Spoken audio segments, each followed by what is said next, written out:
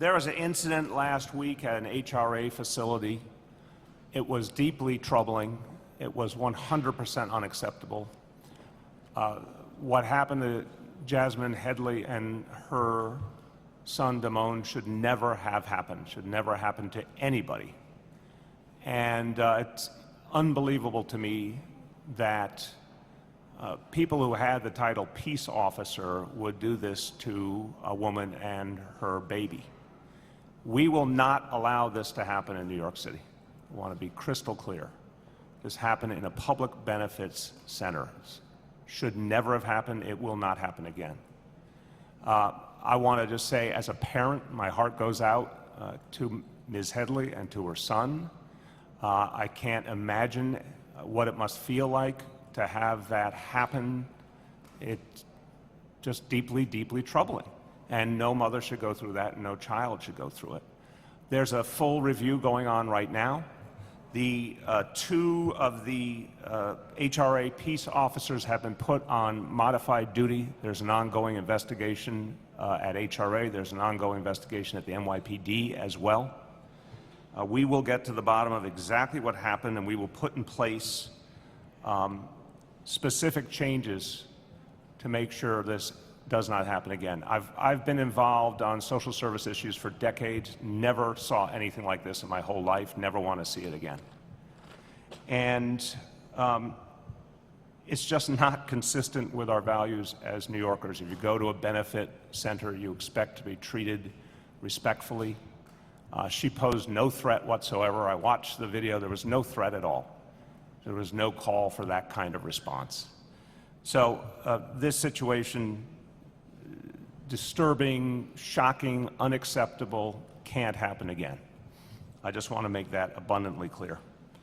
All right, let me take any questions. Yes?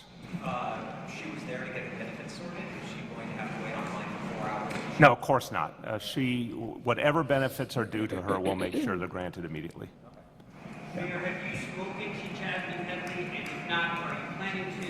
And if not, what would you say to her right now?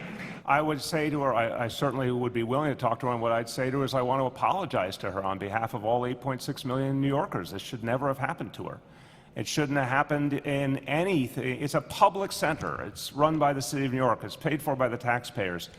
What happened was unacceptable, so I want to issue a formal apology to Ms. Headley, and I'd be very happy to talk to her as well. Yes? Do you have any sense, I know Steve Banks is looking at this all the people who are actually involved in city employees and also the private security firm that is involved in this? Can you tell us anything at all about training and investigation? You're raising a very important point, because everything we've been doing in policing, but not only in policing, with security that works, for example, in our shelter system, everywhere, our school safety agents, you name it, everyone's being taught de-escalation. Now, I have asked Steve Banks to look at the situation and come back with whatever changes are needed. I don't know specifically at HRA with their peace officers what type of training was provided in terms of de-escalation. We can get you that answer today.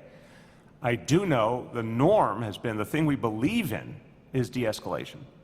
And it has to happen anywhere that our uniform officers of any status deal with the public. So if if that training was provided, clearly it was not followed. If it wasn't provided sufficiently, we need to. But even without the benefit of that training, common sense tells you don't treat a mother and a baby that way, period. Mr. Mayor, I have two questions. The Please. first is this. The whole world has been watching this video, and it's been embarrassing not only for the NYPD, HRA, and your administration. But, Mr. Mayor, I guess, Mr. Mayor, my question is, where could we begin? Marcia, this report reached me Sunday evening. I reached out to the commissioners involved for an update on what had happened and why. They both told me they were getting facts immediately. Until I got their side of what happened, I could not speak to the public. Once I had it, I did. It's as simple as that. And I spoke out to the public early afternoon on Monday, so less than 24 hours after learning of the incident.